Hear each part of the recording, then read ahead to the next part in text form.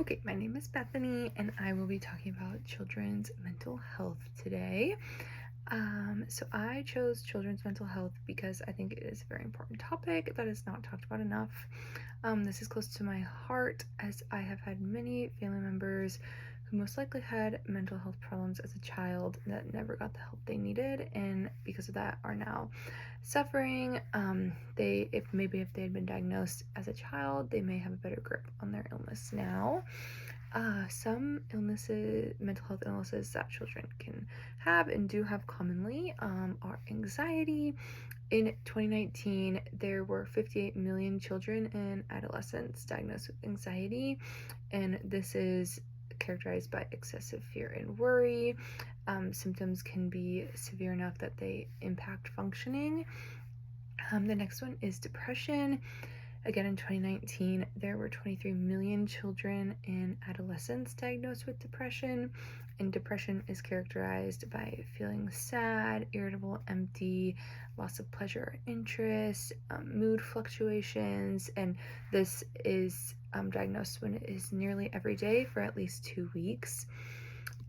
The next is eating disorders. Again, in 2019, there was almost 3 million children and adolescents diagnosed with an eating disorder.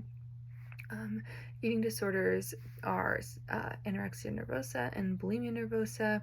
They both involve abnormal eating, preoccupation with food, and obsession with body weight and shape.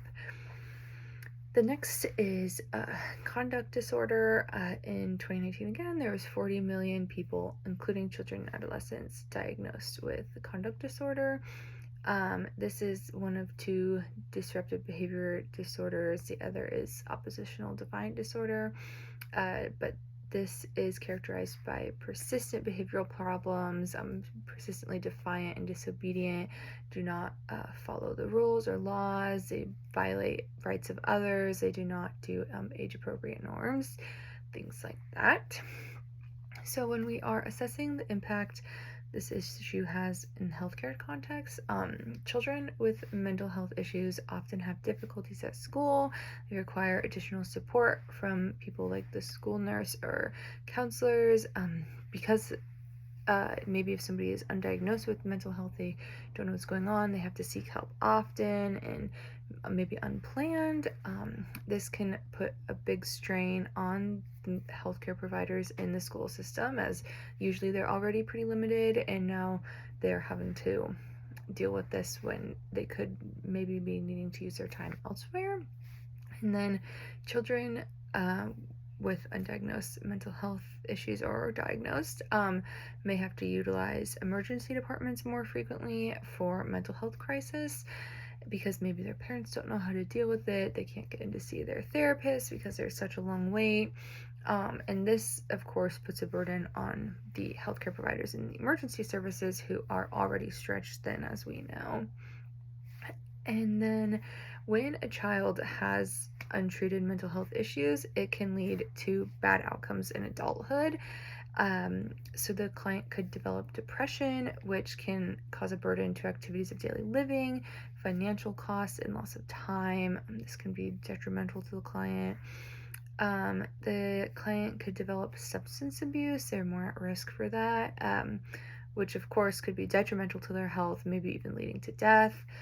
It could have many unnecessary costs and financial burden because even if you choose the cheapest substance, it still is an unnecessary cost.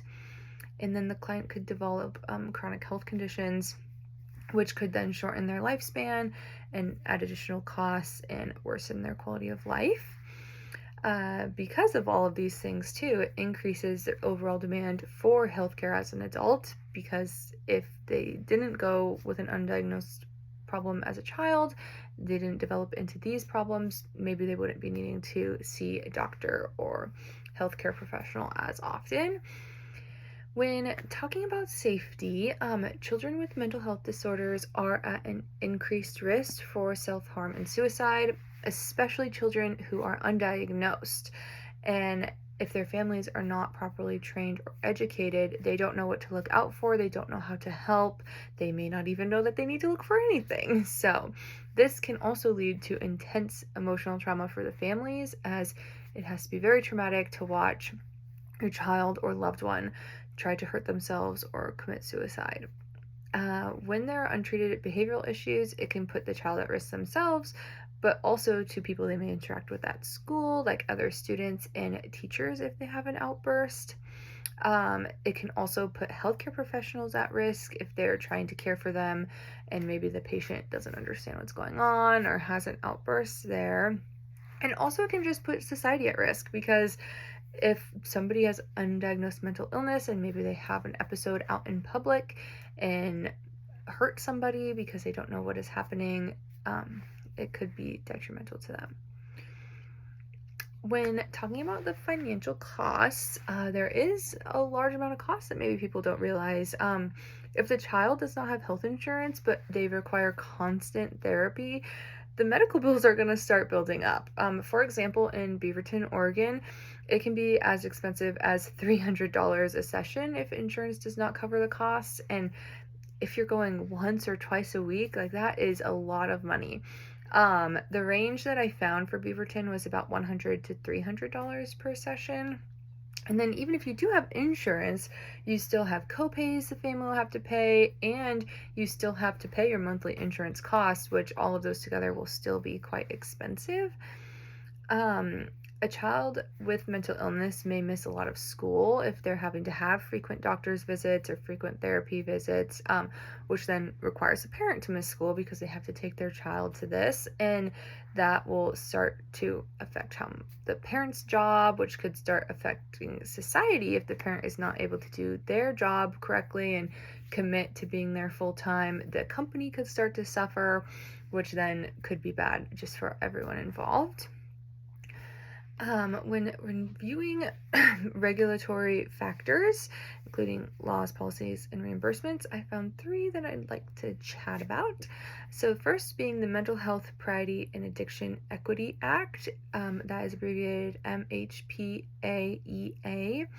and this mandates equal coverage for mental and physical health services. So your healthcare covers both, your insurance, which is really great, meaning that people can have access to both. But the reimbursements for the doctor for mental health services are usually lower than physical health reimbursement, which could discourage providers from actually wanting to accept the children to be seen because they are not going to be getting as much money as they could. The next being Individuals with Disabilities Education Improvement Act, and this is also called IDEA 2004, and this is an act in Oregon specifically. This act ensures that all individuals with any kind of disability will get free, appropriate education, which of course is important as we want our children to be educated even if they have a mental illness or disability. And so this makes sure schools cannot discriminate against somebody just because they have mental illness. And then there is the Americans with Disabilities Act, and this prohibits any discrimination of a person with a disability, let it be mental illness or something like Down syndrome. This allows people to live a normal life, not have to worry about things like being let go from unemployment, getting the accommodations they need, which can apply to children in places like school and daycare, and also to older children like teenagers that maybe want to work but have a mental illness. They can still get employment because of this.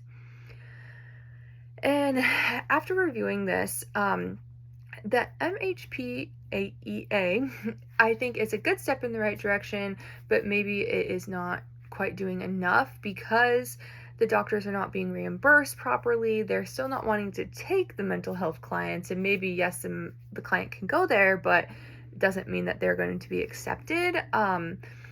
I think that we need to find more funding for school-based mental health programs, improve access to affordable mental health services for children so that their families can afford to get them help, and then addressing stigma around mental health disorders in general so people understand that it is not something that can be controlled.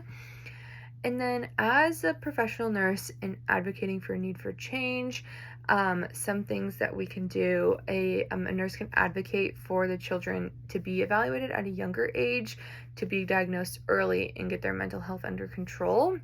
Along those lines, nurses can help start early screening clinics to get the children in to be seen. This way, the children can be diagnosed as early as possible, can get the help that they need, and can live a long, healthy life. We also want to educate parents in society about the signs to look out for, mental health issues, and different mental health conditions there are.